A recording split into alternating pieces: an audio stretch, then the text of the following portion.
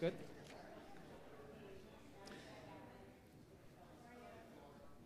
Good afternoon.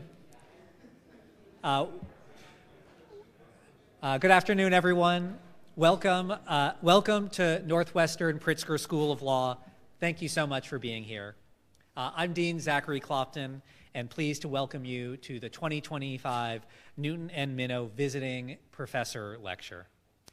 The Newton and Minow Visiting Professorship at Northwestern Pritzker Law is made possible by friends and colleagues of Newton Minow, a 1950 graduate of this law school. We are grateful for the generous support in establishing this endowed visiting professorship to honor Mr. Minow's numerous contributions to public and civic life. Among his many accomplishments, Newt is perhaps best known as the chair of the Federal Communications Commission. Newt was not shy about sharing his views of the media as the FCC chair, including his views about television. But I think it's important to remember that he always did so with a laser focus on the public interest. He was always trying to persuade us to be better, not to coerce the outcomes that he wanted. I'd like to especially recognize Newt and Joe Minow's daughters, Martha, Mary, and Nell, and extend a special welcome to Nell Minow, who was able to join us today. And she told me before the talk she's here representing her sisters and the family. So thank you so much, Nell.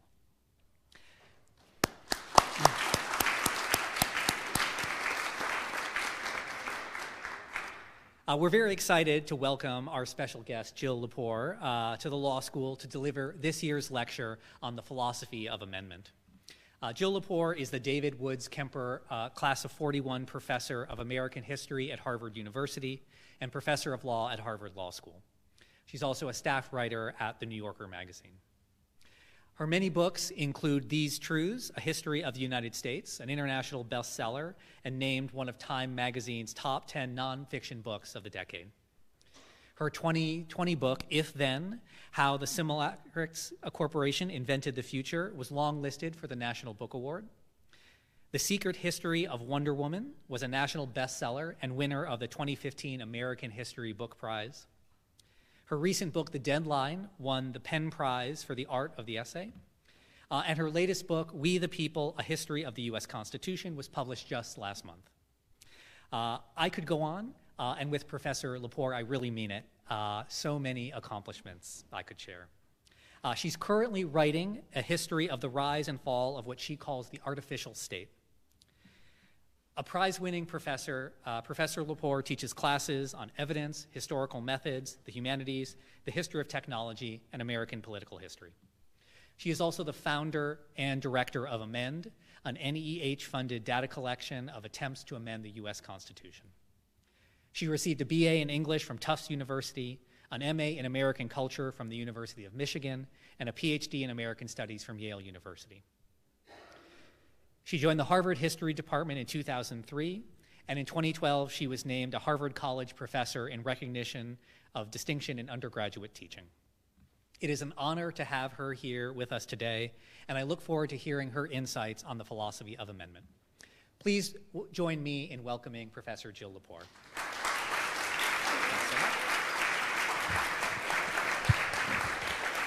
Thanks very much. Thanks for the lovely introduction. It's really an honor to be speaking as the Newt Minow visiting professor here. I had the great good fortune of meeting Mr. Minow some years back. I interviewed him for a book I was writing about the Simulacrix Corporation, which was the first data science company to attempt to influence a presidential campaign in the United States by way of the prediction of human behavior during elections. This was in 1958 for the 1960 election. And the historian Arthur Schlesinger had asked Mr. Minow what he thought about this new tool, which was called the People Machine. And he said, there are three things I would say about it. I don't think it can work. I think it's unethical. And if it did work, it would destroy American democracy. I'd just give you a little glimpse of the prescience of Newt Minow and his suspicion of technological change as a means of solving political problems. So I am really happy to talk to you today about amendment. I'm actually going to read a paper for most of my time here, which is not something that I usually do. But I have a series of claims that I hope will be of interest in thinking about the present-day moment, among others, with regard to the nature of our constitutional system in the United States and the state that we find ourselves in this very day here in the city of Chicago. Once upon a time, long, long ago, when the U.S. Constitution was new, it was very new, a startling 18th century invention, an ingenious apparatus, an exquisitely wrought mechanical device, an artifact from the age of Isaac Newton, something akin to a perpetual motion machine. The men who built it applied the latest mathematical and geometrical principles of gravity and motion to the new science of politics. James Madison defined representation as the great mechanical power in government, by the simple agency of which the will of the largest political body may be concentrated and its force directed to any object which the public good requires. Madison described the republic as if he were a geometer wielding a pencil and compass, etching a perfectly exact circle on a map of the United States, its center, the nation's capital, offering up observations like propositions of a mathematical proof. He wrote, "The natural limit of a democracy is that distance from the central point which will just permit the most remote citizens to assemble as often as their public functions demand." The planets had Copernicus and Newton and Kepler. Politics had Locke and Hobbes and Montesquieu. "Let our government be like that of the solar system," Pennsylvania delegate John Dickinson said at the Constitutional Convention. "Let the general government be the sun and the states the planets, repelled yet attracted." Alexander Hamilton attributed the superiority of the American Constitution over the constitutions of the ancient world to progress in the empirical sciences. "The science of politics," Hamilton wrote, "like most other sciences, has received great improvement. Checks and balances, natural rights, proportionate representation, these are wholly new discoveries or have made their principal progress toward perfection in modern times." All of these advances in the machinery of the Constitution meant that it was more perfectly balanced than that of any other government ever designed before, Hamilton insisted. And if the ancients had described only small republics, while the United States even then was vast, this represented only, he wrote, the enlargement of the orbit within which such systems are to revolve. It's sometimes suggested that the Constitution was like a clock, its gears and springs forged with precision, arranged in perfect balance. But I think it would be far more accurate to say that the framers of the Constitution were attempting instead to build a model of the solar system, a machine that was known in the 18th century as an orrery. Here's one pictured here, named after the 4th Earl of Orrery, who'd built one at the beginning of the 18th century. In fact, there was at the time a very famous orrery in the United States. Several of the framers had seen it, and all of them would have known about it. In 1776, when the United States declared independence, a Boston watchmaker named Joseph Pope began building this orrery. It survives today. It's housed at Harvard. It was 6.5 feet wide, exactly as tall, housed in an elegant Chippendale 12-cornered cabinet of mahogany and glass, and it contains a set of clock-like gears forged of black brass. Its planets are made of ivory, the tusks of elephants. By the spring of 1786, weeks before the opening of the Constitutional Convention in Philadelphia, Pope had very nearly finished building his orrery. It was set in motion. You cranked it by hand, and once it was set in motion, it displayed the workings of the solar system. Each planet, each of its moons turns on its axis and also travels in orbit around the sun, a perfect mathematical model of the known universe. It soon became a symbol of constitutionalism, an ordered, predictable, legal universe. For instance, a newspaper called the Federal Orrery later appeared in Boston. The editor explained, "No spectacle can be more gratifying to the patriotism nor more useful to the Union of Americans than a political orrery, displaying the planets revolving by equal energy of state projection and federal attraction around the sun of government." In 1787, then, the framers recorded this proposed system of government using ink and parchment made out of insects and plants and animals. and they devised it to govern humans, but for philosophy, they looked to the stars.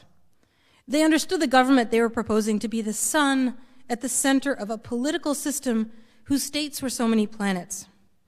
Their constitutional orrery modeled every motion, anticipated each force, followed rules they believed to be deducible by reason.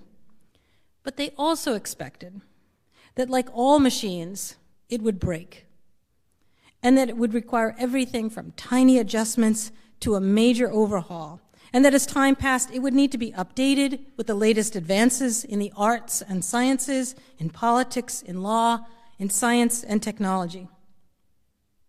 Having designed their constitution by relying on the great improvement in human knowledge of the universe, they included within that constitution a mechanism for its own repair, correction, and improvement. This mechanism is known as amendment.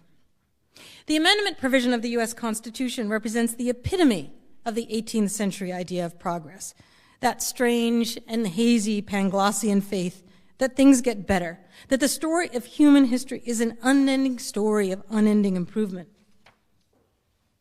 That provision, Article 5, was meant to be used not only to mend the machine when it breaks, but to make alterations necessary due to the passage of time, to changing circumstances, to the emergence of new ideas, so that the Constitution, as it aged, would get better and better in a march of political progress that the framers expected to be as inevitable as the improvements in everything from agriculture to astronomy that they saw all around them: faster ships, more fruitful crops, more accurate maps, sharper telescopes, longer lives. A progressive state is as necessary to the happiness and perfection of man, Pennsylvania delegate James Wilson said to a crowd 15,000 strong in Philadelphia on the 4th of July, 1788, days after the Constitution was ratified, imploring Americans to strive for change, press forward, advance, improve, refine, embellish, progress, amend, amend, amend. Things that are born and live, decay and die, things that are made and used wear down and become derelict. This was true, too, of Joseph Pope's orrery. By 1791, the year the first 10 amendments to the Constitution were ratified, Pope's orrery no longer worked. Its brass teeth chipped. Another clockmaker came to inspect the machine, took out his tools, drilled a hole, plugged in a rivet. I found this when I was inspecting the machine a couple years ago, evidence of these tentative and failed repairs. He cranked the machine up again to get the whole solar system in motion, and it gave a tremendous jump, he wrote, but then it stopped. The moons no longer orbited Saturn, Jupiter no longer turned on its axis, the Earth stood still. It has not worked since. So my question is, has the Constitution fared better?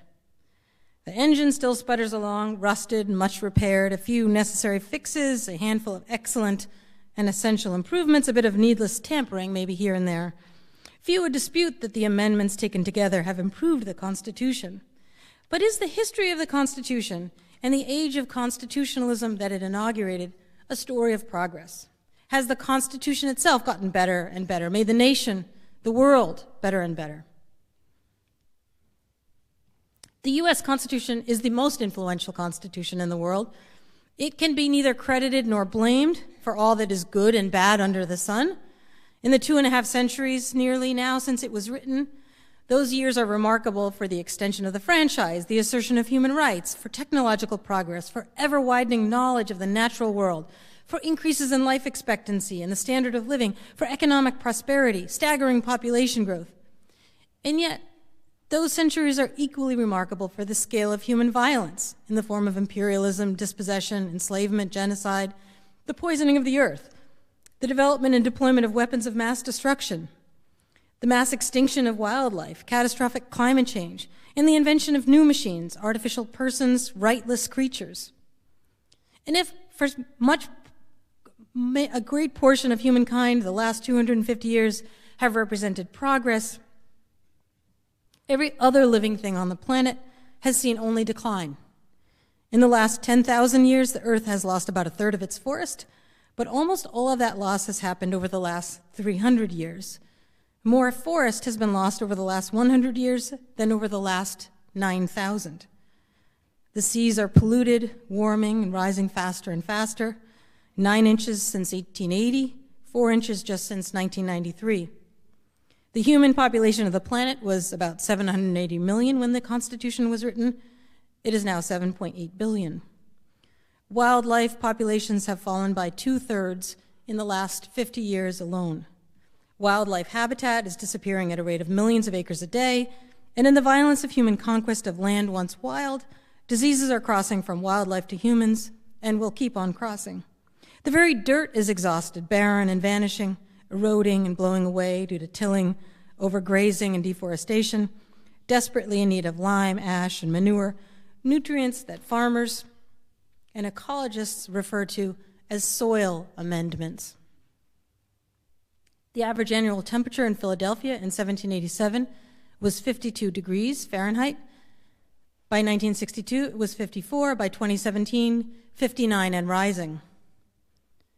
The U.S. Constitution makes no allowance for the natural world, sets no force in motion to restrain the tyranny of humans over all other creatures, the birds of the sky, the fish of the sea, we the people.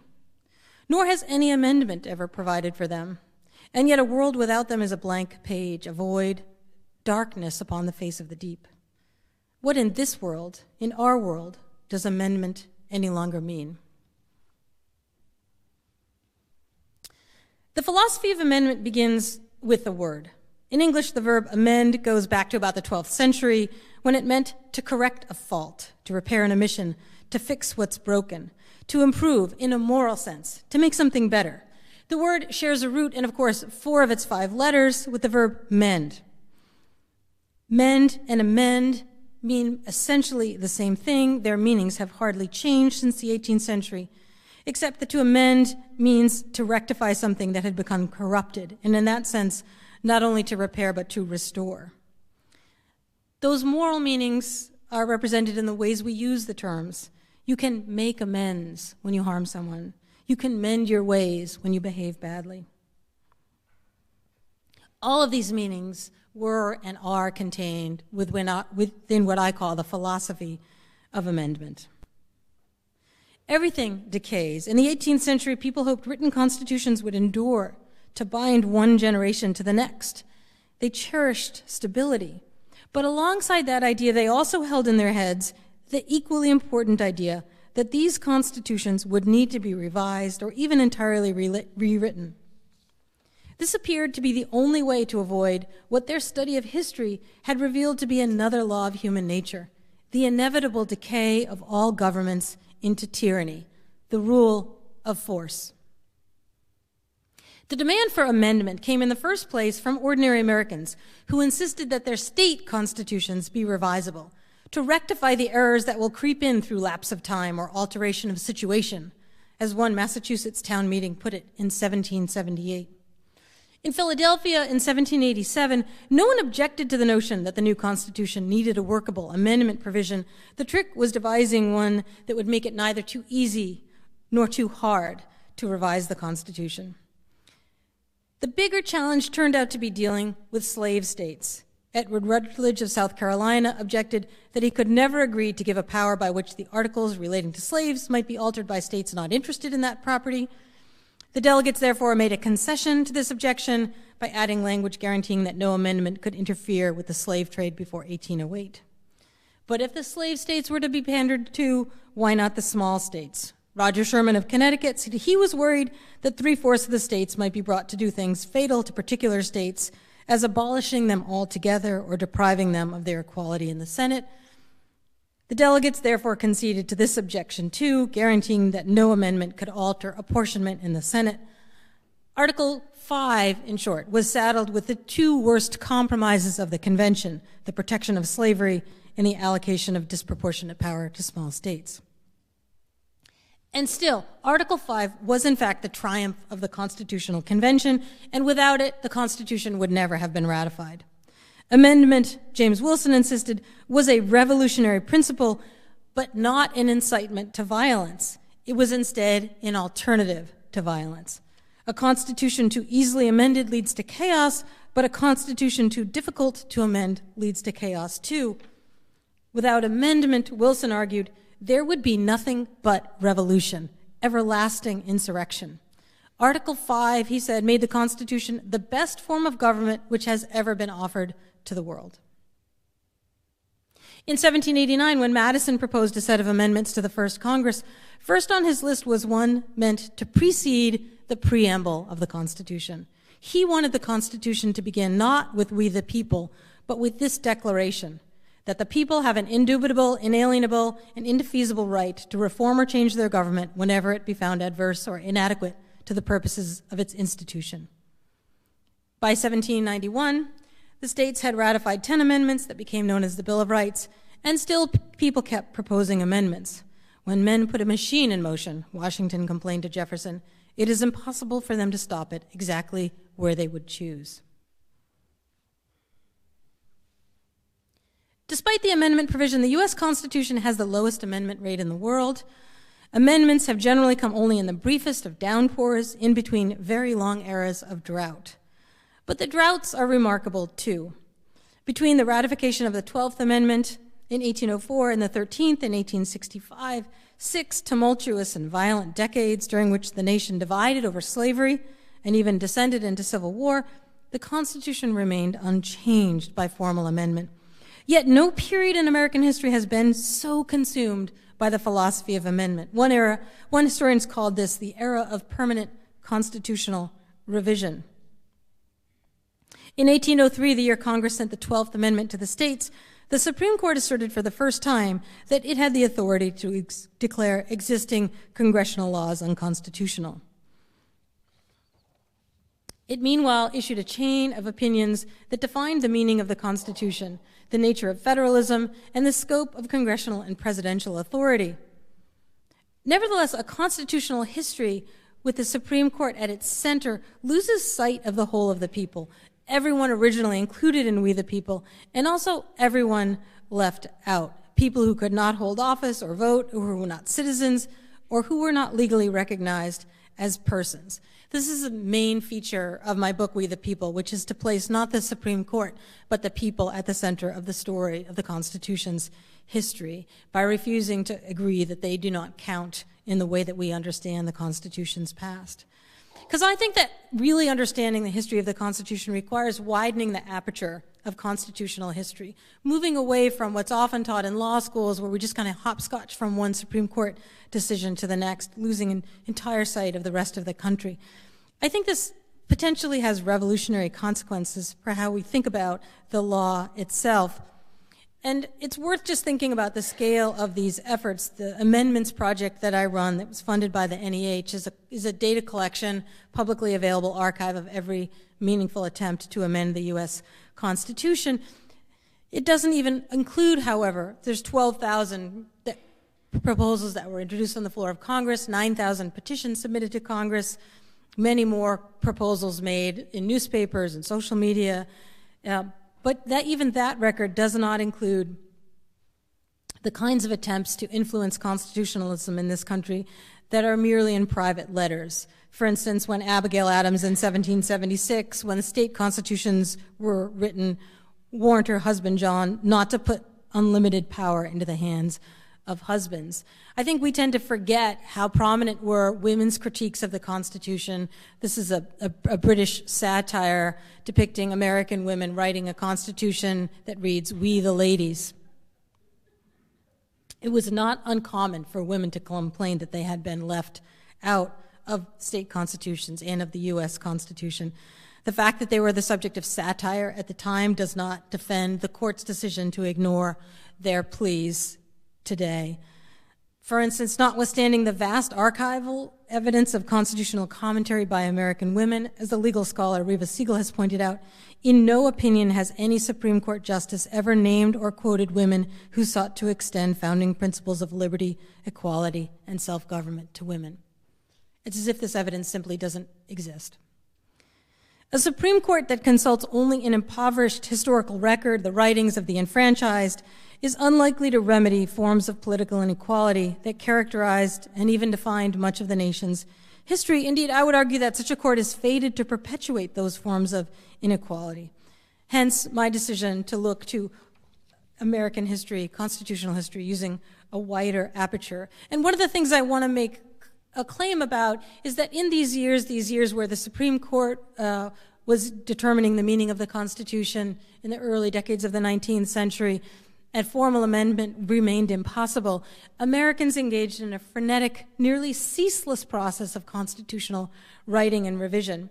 Between 1800 and 1865, 38 states, 18 just entering the Union, ratified new constitutions.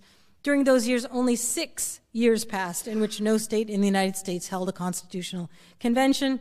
Vermont wrote its first constitution in 1777, for instance.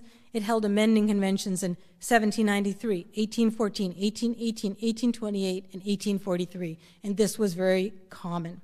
In one 10-year period, from 1844 to 1853, more than half the states in the country held constitutional conventions. In 1850, delegates met in constitutional conventions in Ohio, New Mexico, New Hampshire, Maryland, Indiana, and Michigan. Native nations, Cherokee, Choctaw, Seneca, held constitutional conventions. John Brown held a convention and wrote a constitution. Utopian societies, religious sects wrote constitutions. So did everyone from debtors in a debtor's prison in New York to squatters in a mining camp in Wisconsin. Beginning in 1829, in cities all over the free states, hundreds of black men regularly held conventions from Maine to California to plan for abolition, emancipation, and equal rights. Between 1830 and 1861, black delegates met in 12 national conventions, 4 regional conventions, and 49 state conventions. In 1848, women, mostly white women, held their first women's rights conventions. Seceding states held conventions, wrote constitutions when they entered the Confederacy, and then they held conventions and wrote new constitutions when they re-entered the Union. In the 1860s, Americans held more conventions than they had held or would hold in any other decade.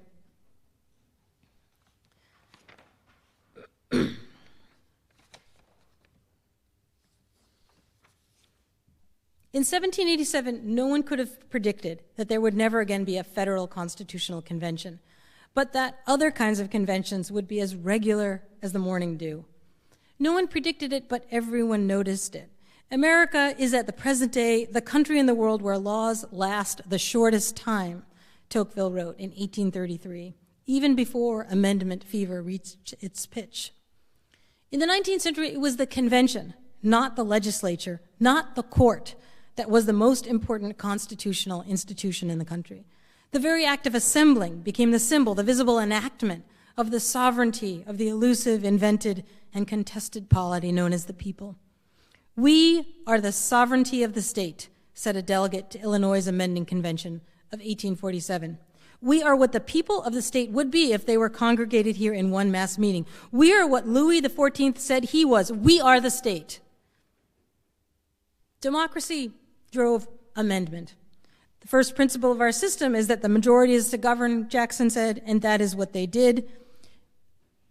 Americans had not, at the beginning of this era, elected their senators, nor did they elect the president, nor did they elect Supreme Court justices, nor at the start of the 19th century did voters elect delegates to the Electoral College. These two were chosen by state legislators. Much the same was true in the states, where legislators, not voters, elected governors, and governors appointed judges, and in any case, most states restricted voting to men who owned property. Jackson called for constitutional amendment. I consider it one of the most urgent of my duties to bring to your attention the propriety of amending that part of the Constitution which relates to the election of the president and the vice president, he said, proposing to abolish the Electoral College.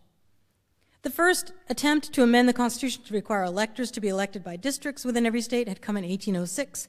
Amendments proposed to institute direct popular vote were first introduced in 1825.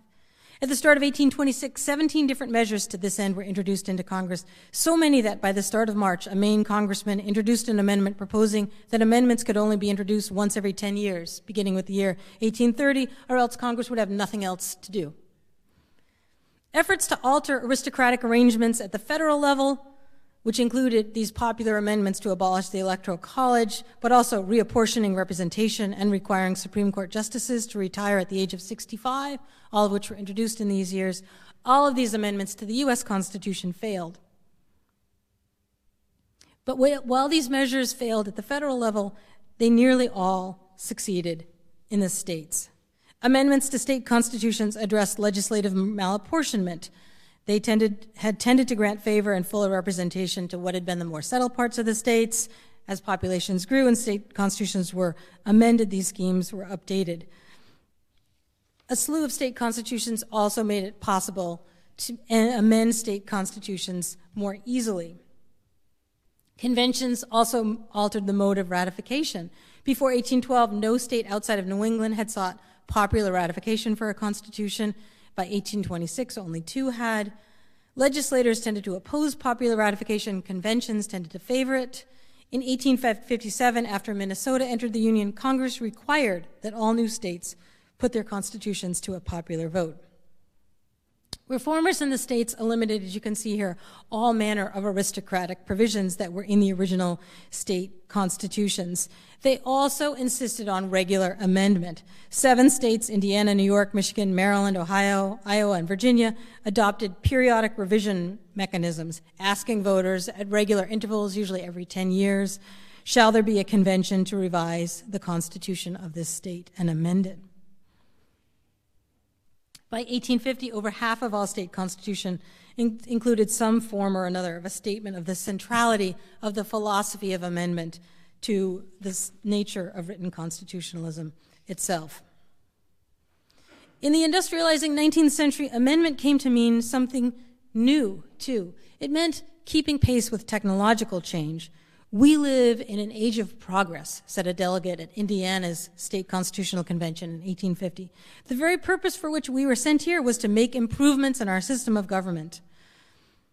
There were railroads, there were canals, there were telegraphs. Constitutions ought to be adjusted as well, said another delegate. Let them look to the progress that has been made in the arts and sciences and mechanics and agriculture, in morality, and then say if they have reason to expect that those who may survive for that period or those who are now pursuing their onward course are likely to retrograde from where we are now. At state constitutions, people insisted again and again on the need to revisit the fundamentals of constitutionalism. And there was, too, if less frequently stated in constitutional conventions in the states, another kind of progress to plan for and to constitutionalize, and that was moral reform. This was the view of the author of Essays on Human Rights and Their Political Guarantees from 1845. He subscribed to a theory of a constitutional convention as the only peaceful form of revolution, capable of implementing reforms so broad and comprehensive, so enlightened and liberal, so pure and just as to amount to a revolution, a great and peaceful moral revolution. Of course, that revolution came with the Civil War, but it was not peaceful. Because arguably the most significant amendment to state constitutions between 1803 and 1865 was the introduction of the word white into constitutional texts. Connecticut in 1818 in its constitution restricted voting for the first time to every white male citizen. In 1819, following the instructions in its 1818 constitution, the Illinois legislature restricted movement and abolished the rights of free black people to vote, to serve on juries, or to own property. After the Missouri Compromise allowed Missouri to enter the Union, delegates to a convention in St. Louis in 1820 devised a constitution that not only allowed slavery, but also restricted suffrage to every free white male citizen. If amendment means improvement, and if the first principle of the United States is that the majority is to govern, critics objected, how could amendment possibly be used to restrict suffrage? When Missouri's Constitution went to Congress for approval, Northerners argued that its prohibition on black immigration was unconstitutional since free blacks as citizens of the United States were protected under the Constitution's Privileges and Immunities Clause. Color no more comes into consideration to decide who is a citizen than size or profession, declared a New Hampshire senator. You may as well say a tall citizen shall not settle in Missouri, or a yellow citizen shall not. But South Carolina Representative Charles Pinckney dismissed those who objected to Missouri's Constitution as suffering from a total want of knowledge of the distinction which has from time immemorial existed in the civilized world between the black and the white race. In the end, Congress accepted the state's constitution. Yet no issue was more fiercely debated. In 1821, keen to extend suffrage to poor white men, New Yorkers, an electorate that at the time included black men, voted for a constitutional convention by a margin of 3-1.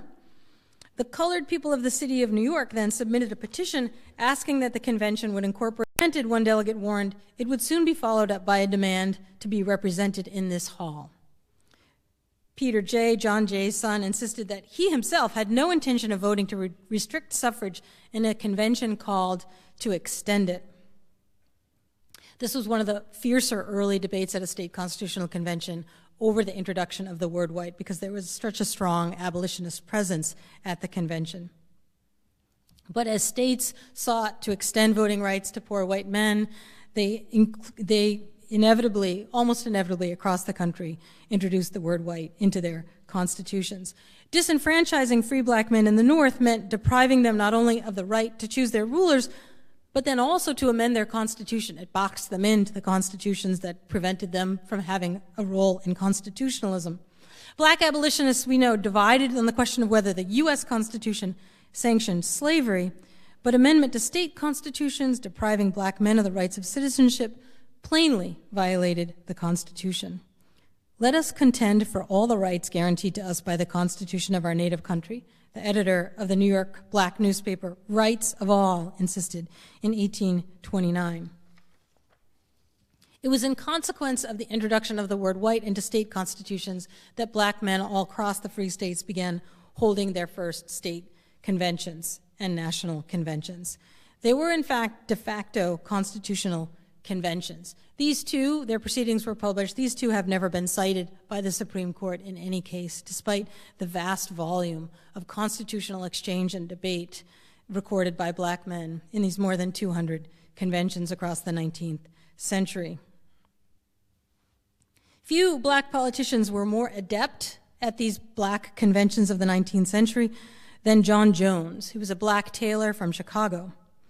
Early in 1847, when Illinois considered holding a convention to revise the state's constitution, Jones wrote a petition asking the legislature to repeal all laws making a distinction among people on account of color. In response, the state's Judiciary Committee issued a unanimous report denying the petition, telling John Jones that if he is not content with the provisions of our laws, Africa, the land of his birth, a climate congenial with his nature, lies open before him. Jones spent the rest of his life fighting for privileges and immunities and voting rights for black men in the North and to end slavery in the South. He published, for instance, a series of essays in which he attempted to influence the convention's proposed amendments. He based his argument on his reading of American constitutional history as a story of progress. But Illinois' new constitution, he asserted, is anti-Republican and even unconstitutional. The framers of the 1776 Articles of Confederation, the 1787 U.S. Constitution, the 1818 Illinois Constitution had not used the word white, he pointed out, so why should delegates to this new state convention? The Illinois Convention of 1847 was one of the more acrimonious, second only to New York's earlier convention. A motion to delete the word white from the requirements for suffrage was resoundingly defeated, though, 137 to 8. A motion to prohibit the legislature from ever extending the right to vote to blacks passed 60 to 51. The state's amended constitution submitted to the public at the next election in Illinois was ratified 60,000 to 15,000. Jones then published an essay denouncing the new Illinois state constitution as being at war with the U.S. Constitution. Later that year, he was elected one of Illinois' 2 delegates to the Black National Convention held in Cleveland. His wife, Mary Jane Jones Richardson, who was at his side in every endeavor and accomplishment, as their granddaughter wrote, may well have traveled with him to those convention meetings, may even have spoken at them. Her name never appeared in any convention proceedings. Before that Cleveland convention, 300 people gathered for the first Women's Rights Convention at Seneca Falls, where they issued their Declaration of Sentiments. Weeks later, Frederick Douglass, who'd attended the Senate Convention, arrived in Cleveland for the Black Convention. He was appointed the president of that convention, and John Jones, its vice president. Jones at that convention urged his fellow abolitionists to abandon moral suasion in favor of party politics. He drafted a preamble to a resolution endorsing the newly formed third party, the Free Soil Party. So I'm trying to just emphasize to you that when we think about the framers of the Constitution and the authors of the Constitution in the way that the court chooses to think about it in the current day, we have no room for, make no allowance for, have no capacity within that framing, that method of jurisprudence to understand the significance of a constitutional thinker like John Jones, that black Taylor from Chicago. And yet I don't think we can understand our constitutional history without understanding his contributions. Year by year and state after state, delegates lifted property requirements and imposed racial ones, such that by 1850, black men could vote without restriction in only 4 states. This was something that John Jones wrote about at great length, as of course did Frederick Douglass, complaining about the introduction of the word white as a modern term, and in arguing that it amounted not to amendment in the sense of mending, making repairs, making amends, but of degeneration. The word white then entered the legal lexicon for the first time in a legal dictionary published in 1854. I think the contested and contingent nature of this racial history of constitutional language is equally important and significantly ignored in how the courts think about the history of the U.S. Constitution. Of course, the U.S. Supreme Court ruled on this question in 1857 in Dred Scott, when Chief Justice Roger Taney argued that the framers of the 1787 Constitution believed that people of African descent were not intended to be included under the word citizens in the Constitution, basing that argument significantly on state constitutional amendments.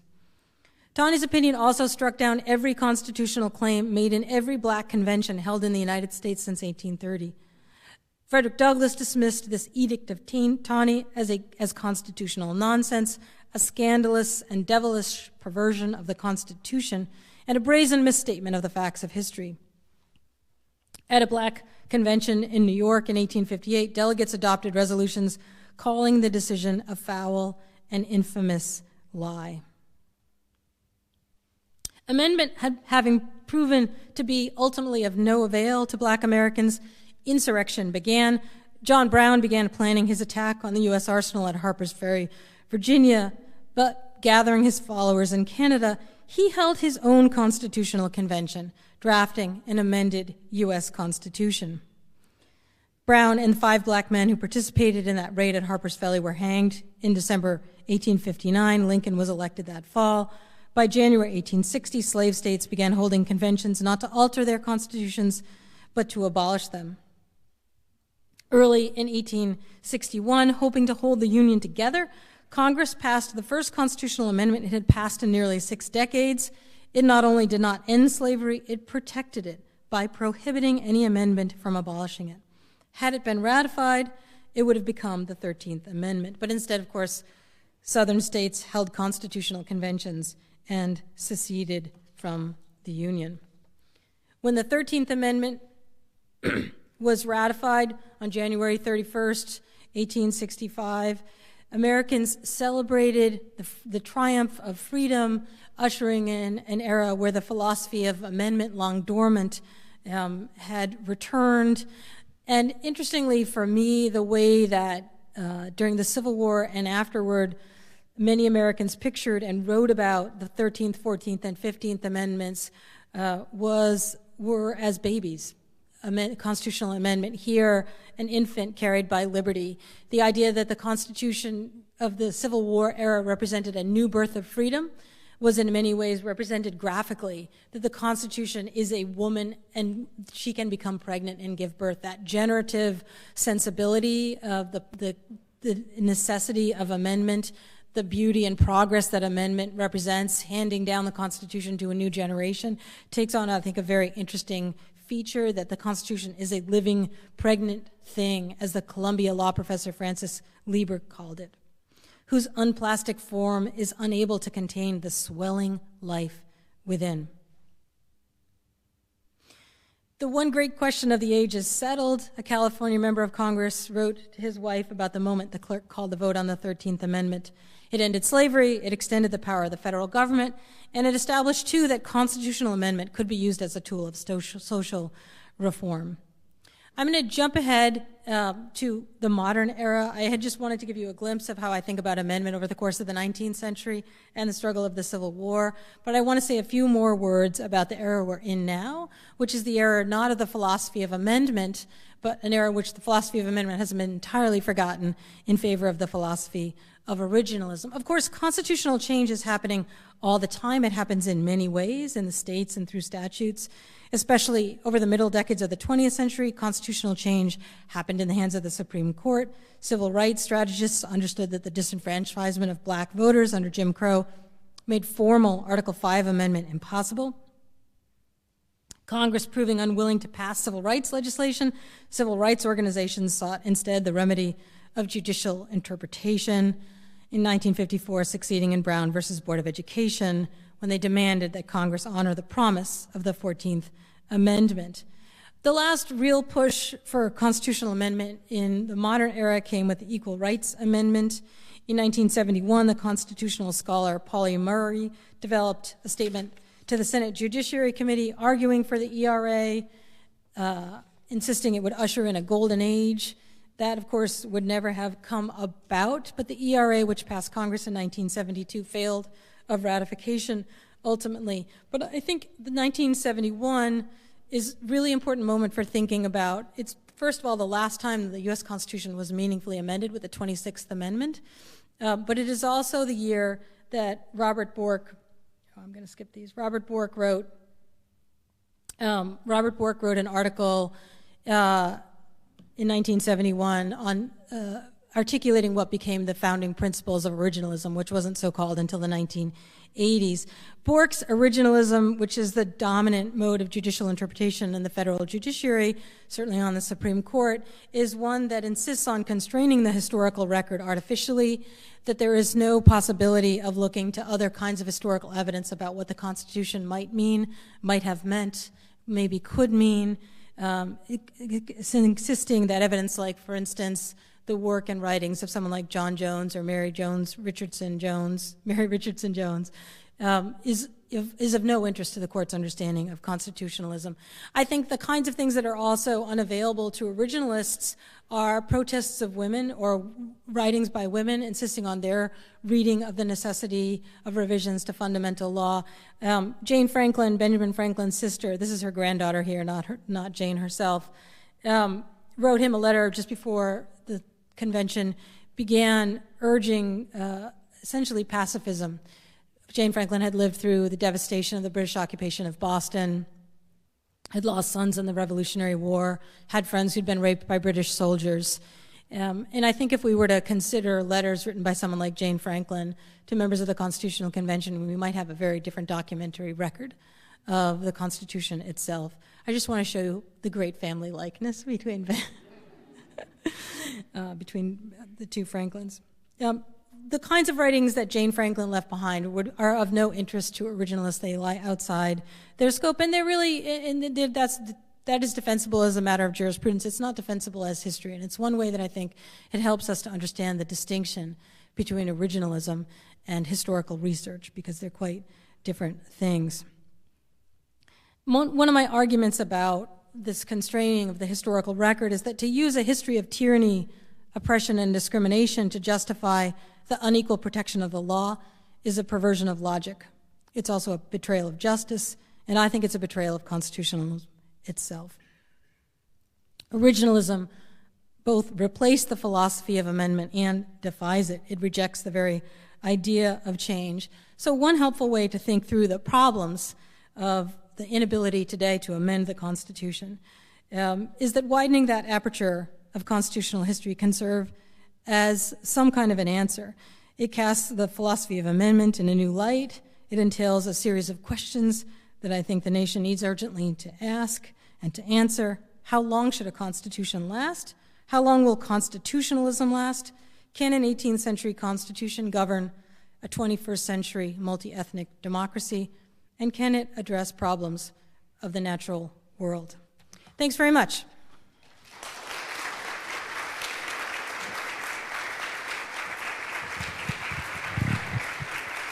Okay. I'm happy to answer a few questions. So I think there's microphones coming around because it would So if you want to raise your hand and a microphone could come to you. I'm not sure I need that. I'm Mike Davis, and Thank you. yes, I am Mike Davis, and I am proud to call Newt a partner and friend. Thank you for visiting. Thank you for your brilliant scholarship. I have many questions, but I will limit them. The question I have is, you described the Fifth Amendment as a sleeping giant. Do you have any thought or hope that the fifth article will come back to life? I am a terrible prophet, as I think all historians uniformly are, and we should never be trusted offering any predictions. As you know, there have been the number of proposed amendments in Congress has stopped, fallen to basically zero since the 1970s after the failure of the ERA and the Balanced Budget Amendment. There had been a number of proposed amendments, largely coming from fiscal and social conservatives over much of the 20th century. Some of those are still on the table, but I think a lot of what those amendments from the right entail are changes to the Constitution that have been put into effect by other means. So although for many decades liberals and progressives feared constitutional amendment, I think that fear has diminished somewhat. But the reason that Article 5 no longer works is because of polarization of the parties. The math just doesn't work anymore. Antonin Scalia once, he said, I thought I would kind of work it all out. And it turns out, he said that it takes as little as 2% of the population nationally to defeat the ratification of an amendment. So I don't see that diminishing anytime soon. On the other hand, there are a lot of youth-run organizations that are thinking creatively about constitutional amendment. There's an organization called Democracy 2076, whose premise is the Constitution is not going to be amended anytime soon because of the numbers situation. But what about in 50 years' time? Like, what about having conversations across political divides about in 50 years' time at the 300th anniversary of the country? What then do you think would, like, just asking people to think a little bit more about the future instead of get kind of bound up in, like, we probably shouldn't waste our time trying to amend the Constitution now because it can't happen. More like, let's talk about what, do we think anything needs to change, and if so, what? So I think there's actually a lot of, like, vital and interesting conversations and energy, especially around younger Americans who tend to really reject hyperpolarized politics.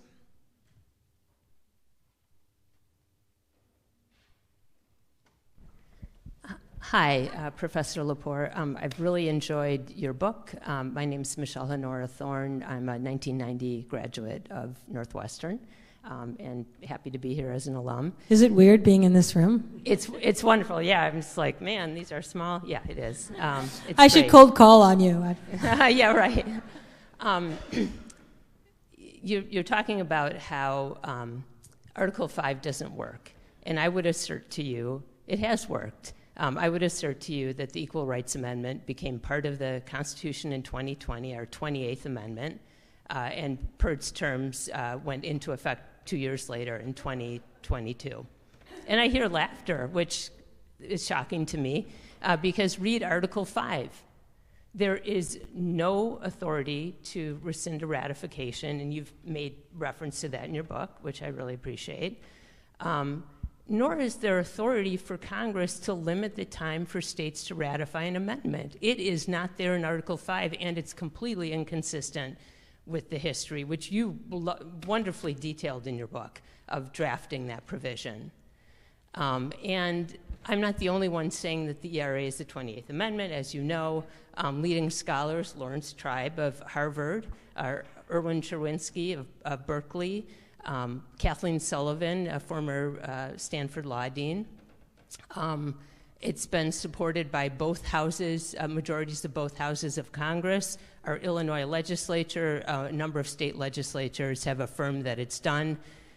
The 400,000 member organization, the American Bar Association, has affirmed that the ERA is done. So my question to you and all of you really is, what's going on with the law faculty? Why are you so siloed, or are you afraid to speak up? it's your reference in here to various parts of history. It's a beautifully wrought book. I really, really enjoyed it, and the research is phenomenal. But it's like we're in the early 1850s, and the law schools and scholars at the law schools whose voice is so important are afraid to say that persons are persons under the Constitution, and instead are waiting to hear what the Roger Taney court says. Thank you. No, thanks very much for that. You will be pleased to know this comes up at every talk I have given over the last year, because it is for many Americans just a very important issue to insist, and I think to attempt to correct. I get a lot of emails from people if I ever say something on the radio about the failure of the ERA. A lot of women write to say, the ERA has been ratified, you are wrong, please issue a correction. I mean, I take that seriously, and all the authorities that you say have, in fact, I think they have the strength of the legal argument on their side with regard to the unviolability of the rescinding and of the time deadline. And I don't have a legal authority to kind of comment on that. But where I come down is, Ruth Bader Ginsburg was asked about this once, and she said, I think a constitutional amendment has to have popular legitimacy, and the niceties of a legal argument in a court are not going to be sufficient for it to have the kind of legitimacy it needs. And I fundamentally think we need an equal rights amendment. I think some significant portion of our current political instability is a consequence of the campaign against the Equal Rights Amendment. I'm all in favor of the Equal Rights Amendment, but I think then winning this as a legal argument is not going to make the amendment real to ordinary Americans. And I think the backlash against that, even against Biden's statement, is for me too concerning. So I think we disagree there, but I really, really, really appreciate you bringing it up. And I think it is a vitally important issue, and we should talk about it much more. It really needs to come to the fore, because people should know about the nature of the campaign to defeat the ERA, the nature of the legal argument, and the hard work that was done in the 20-teens and 2020s to secure that ratification.